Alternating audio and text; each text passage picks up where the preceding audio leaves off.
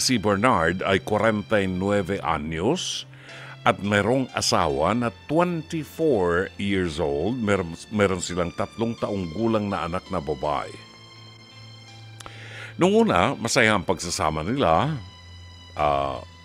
Pero nitong bandang huli, medyo nakakaramdam na ng panlalamig itong si Bernard doon sa kanyang asawa sapagkat hindi niya maibigay ang pangangailangang pisikal ng kanyang asawa. Hindi siya makapaglabing-labing na dahil 49, magsi-50 anyos na. At, pagod na siya pagdating sa bahay, maglilinis pa ng bahay, mag-aayos pa sa mga anak, ayusin ang pagkain and everything. So, pag naghahanap at nangangalabit na si Mrs., parang wala na siya sa mood, wala na siyang gana na, na gawin yon. Pero hindi naman siguro every night, nangyayari yan.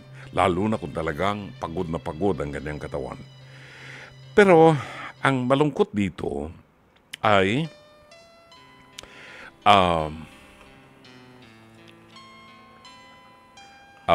inaamin niya na nawalan siya ng oras sa kanyang asawa. Pinipilit niyang bumawi pero parang laging hindi sapat sa kanya. At ang nagiging problema ngayon ay inamin ng kanyang asawa sapagkat nakonfirma nitong si Bernard na ang kanyang asawa ay minsan ay kadalasan ay umuwi ng bahay, ginagabi ng uwi, at yung kanyang anak ay pinaalagaan lamang sa iba. Madalas na umuuwing lasing ang kanyang asawa. Hanggang sa ang pinakamasakit ay ang malaman ko, sabi niya, na meron siyang FUBU. Yung palang FUBU ay yung kapartner niya sa sex. Ibig sabihin, partner sa sex na walang label, walang relasyon. Basta lang, kamutin mo nga yung likod ko, Makati. Ganon. Ganon na, nawalan ng values itong kanyang asawa sa pangangailangang pisikal na hindi na nakontrol at naghanap na ng ibang magkakamot sa kanya. Now, hindi niya alam kung anong ibig sabihin ng FUBU. So, ipinaliwanag sa kanya ng kanyang katropa na kaidara ng asawa niya. Na ang ibig sabihin pala nito ay lalaking tinatabihan ng asawa niya. Walang relasyon, walang label, pero may nangyayari sa kanila. At nang kumprontahin niya ang asawa niya, handa akong patawarin siya, Dr. Love. Basta tumigil siya at atupagin ang aming pamilya. Napakadakilang pag-ibig. Pero alam mo, Dr. Love, siya pa itong nagalit nang kinumpronta ko siya. Sinabi ko sa kanya lahat ng nalalaman ko na may pinupuntahan siyang lalaki gabi-gabi at sumisiping siya doon. Parang asong naghihit na labas ng bahay, pupunta sa kalsada sa gabi at maghahanap ng stud. Inamin lang po niya sa akin sabay sumbat na pasalamat daw po ako at hindi pa rin niya ako iniwan sa kabila ng lahat ng pagkukulang ko. Pakiramdam niya raw po sa akin ay parang tropa lang o kakilala. Para raw sa kanya napaka-casual ng pagsasama namin, bagay na hindi ko maintindihan. Tulungan po ninyo ako, Dr. Love. Dapat ko na po bang sukuan ang asawa ko? Dahil una sa lahat, iniputan niya po ako sa ulo. Pangalawa, aminado siya at siya pa itong galit. Walang balak humingi ng tawad. Pangatlo, wala raw siyang balak tigilan ang ginagawa niya dahil pangailangan niya raw po yun at hindi ko raw maibigay. Please advise, kumagalang Bernard. Bernard, sagrado ang kasal at may commitment kayo sa harap ng Diyos at sa harap ng tao. Ang kasal at ang pagsasama ng mag-asawa ay iginagalang, pinoprotektahan, pinangangalagaan, pinananatiling dalisay at malinis. Sa klase ng asawa mo na wala nang inisip kundi makipag-sex, para siyang platito ng patis na kung sino-sinong lalaki ang nagsasawsaw ng daliri sa kanya. Napakababoy niya sa katawan niya.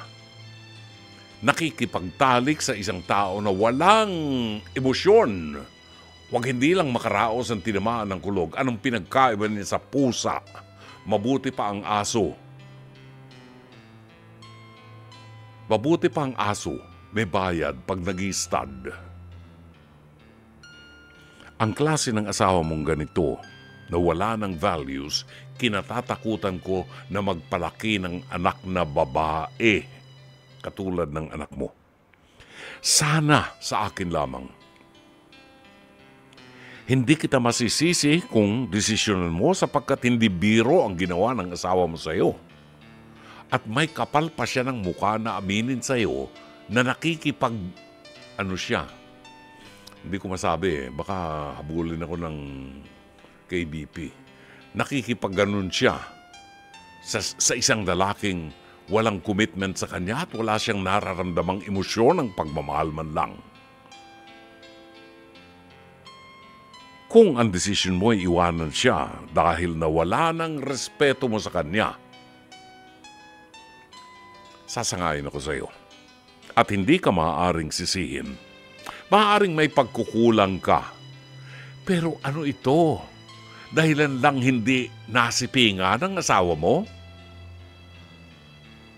Dahilan lang sa hindi siya nasipingan, maghahanap siya ng isang stud, ng isang fubo? Wala na ba siyang respeto sa kanyang katawan? At kung ganito ang aking asawa, I'm telling you, hindi magtatagal ng 2 oras, maghihiwalay kami.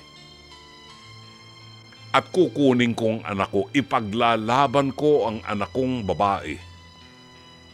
Lalo na kung mapapatunayan ko sa hukuman ang ginagawa nitong asawa kong ito.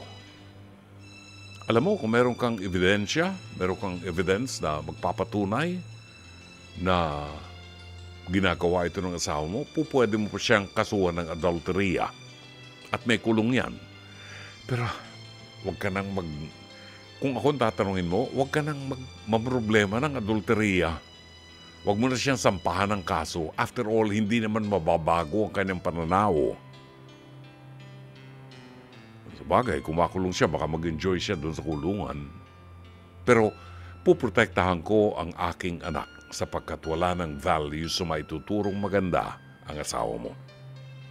Pagdasal natin na sana'y magliwanag ang kanyang isipan at sana'y hindi pahuli ang lahat sa kanyang pagbabago. Sana'y natulungan ka ng palatuntunan ito. As always, Dr. Love.